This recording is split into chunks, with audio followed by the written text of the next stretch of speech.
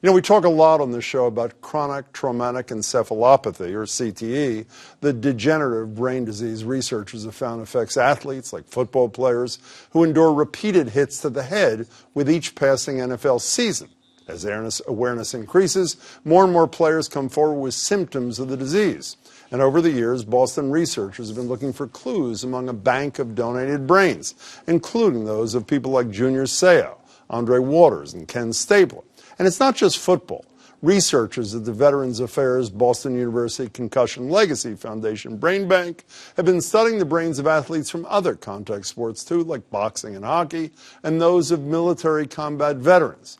And now they can add another category to the list: diplomat.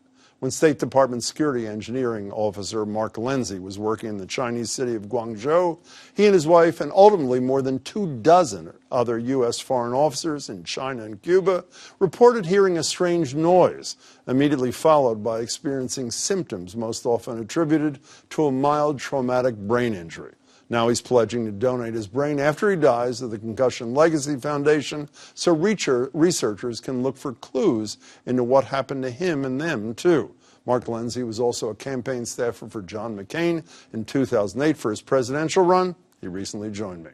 Mark, good to see you. Thanks so much for being here. Thanks for having me, Jim. When did you first feel something was not right in your body, your head? What was that? For me, it was October of 2017 when I first remember having headaches so much to the point where I reached out to my wife and said, hey, wait, and she was too, like I said, we need to do something, get a bottle of aspirin. Truth be told, at that time, the aspirin did help with our headaches, then as long as we get ahead of them.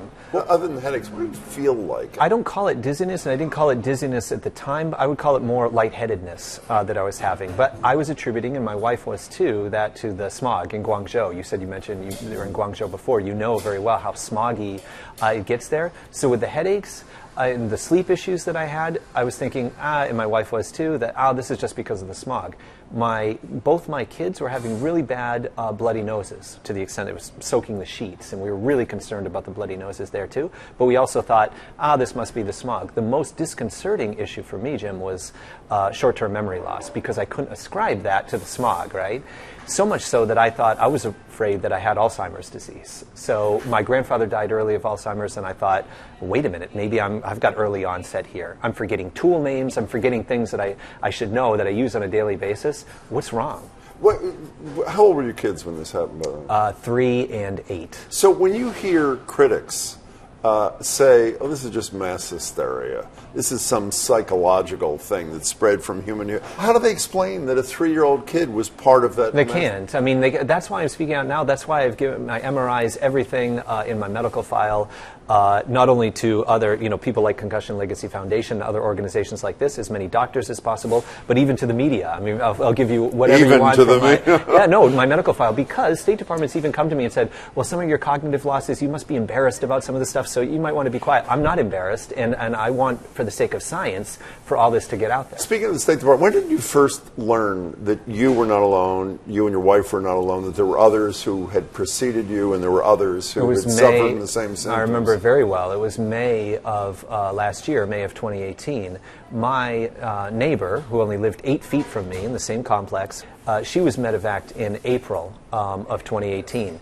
That's when I started putting together, and the State Department kept that very quiet, that she was medevaced, don't tell anyone, and she told them on 3 separate occasions after she was medevaced back to UPenn. On 3 different occasions, she begged State Department, she said, get the other Americans out. State Department ignored them, and it was up to me to kind of piece all this together, that was my neighbor, our symptoms, hey, wait a minute, this is not right. When you say the State Department ignored them, they ignored a lot of what was happening in China. But they didn't ignore similar sorts of things that were happening in Cuba. No, is that not right? No, they didn't. And I'll be honest with you, that has been a profound frustration with me.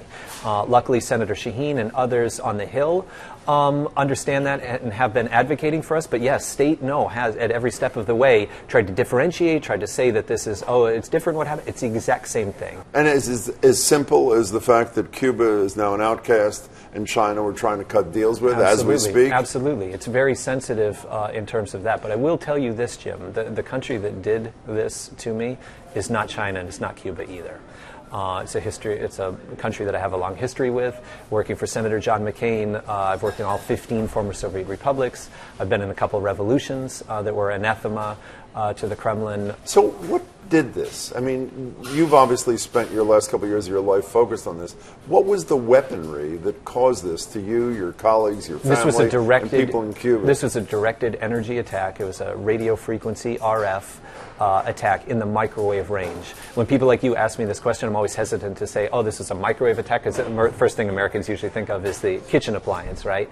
But the fact of the matter is it's RF energy in the microwave range, somewhere around, I think, between 1 and 3 gigahertz. And by the way, for those who were watching, who are saying that's fantasy stuff, it's ridiculous, the National Security Agency has confirmed 4 or 5 years ago that these kinds of weapons exist and do these kinds of... Absolutely. The other thing that's important, Jim, is this isn't a lot of reporting that, oh, this is some super new weapon. No, it's not. The Soviets, going back 40 years ago, were developing this type of weaponry and have actually perfected it. Let's move to the Concussion Legacy Foundation. I've had a lot of people sitting in a chair like that. Almost all of them were athletes, spouses, siblings of athletes.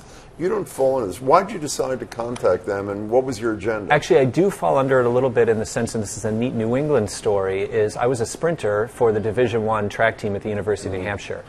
And normally, I play all 4 major sports, and I love ice hockey and things like this. So actually, having my athletic background has played a huge role in my recovery and being able to go back to UNH, work with my Division I track coach. He's one of the best, truly, in the country, Jim Belanger. Actually, having that athletic past for me was a big role in why I contacted the Concussion Legacy Foundation initially. Why did you contact them? Great question. I remember seeing Chris Nowinski on Frontline, and I remember seeing him on some of these big media outlets taking on the NFL and doing some of these things. And I remember I was like, you know what? I'm going to reach out to him. And more or less, I wasn't thinking at that time maybe pledging my brain. I was thinking more or less, look, I want to have a conversation with this guy. I want him maybe to put me in touch with other athletes that have had this type of their concussion, let's say, and dealing with post-concussion symptoms. I didn't expect him to write back to me. I thought, oh, this is just a lark, I'll try it. He wrote right back, and not only did he write right back, his response was such, it was wonderful being able to bounce things off him, talk to him about things like this, having him put me in touch with other former athletes that have been through these concussions. I can't tell you enough. Chris, personally, is just such a wonderful person. And your symptoms, by the way, are not unlike those with these post-concussion things. They're not unlike at all. In fact, it's been one of the good things in terms of my recovery is that therapists, my cognitive therapist, for instance, up at Mass General Affiliated Hospital, Wentworth Douglas in New Hampshire, hasn't had to reinvent the wheel. What do you hope that someday CLF can tell the world about you? Hopefully that day will come 40 years from now. But if it comes tomorrow or if it comes 5 years from now, what I really want them to do is do what they do with brains and the best in the world at doing is doing the deep dives into this and exploring the brain. Unfortunately, I've had more MRIs than I want to tell you about for my brain. But unfortunately, there's some things that you just can't tell about the brain because it's so complex until you actually physically get in and inspect it. How are you now? How are you physically now? I'm not 100%, but I'm a hell of a lot better than a year ago. The therapies, I do vestibular therapy, which is more or less balance therapy. I have to do convergence therapy for my eyes. Again, classic post-concussion That's stuff. why you're wearing the glasses. Well, right? Yeah, I'm wearing the glasses actually for light sensitivity, which I still have. But that's significantly reduced. When I compare myself to about a year ago, the therapy has helped. I mean, I'd have to have sunglasses on right now, really, to be, with Klieg lights like this. How do you've spent a huge part of your life serving your country. How do you feel about your country now? I still feel as strongly as I do as serving, and I'm still serving my country, let's say. But I will tell you, Jim, it's been very tough on me, let's say being one of the 15 from China, being treated differently. I felt like we've been treated differently. The State Department has classified what happened in Cuba as a hostile action, and they want us to go around saying what happened in China is an incident. So like, what, a diplomatic incident? Tell that to my brain that this wasn't hostile action, right? One last hypothetical, which may be impossible to answer. If your former boss was still the man he was on the Senate floor of the United States, John McCain, what do you think he'd be saying about this? Well, he would, first of all, I'd call out the country that did this. I have no doubt in my mind that he would do that. I think had McCain been there and didn't have the brain cancer, he would have been able to pick up the phone and say, what the heck is, in a very McCain fashion, what is going on over there? I have a former employee that's not getting the help that he needs. Make it happen. So I've really felt his loss in more ways than one. So is most of America. It's great to see you. Thank Good you, Jim. luck with I appreciate everything. it. Thank you.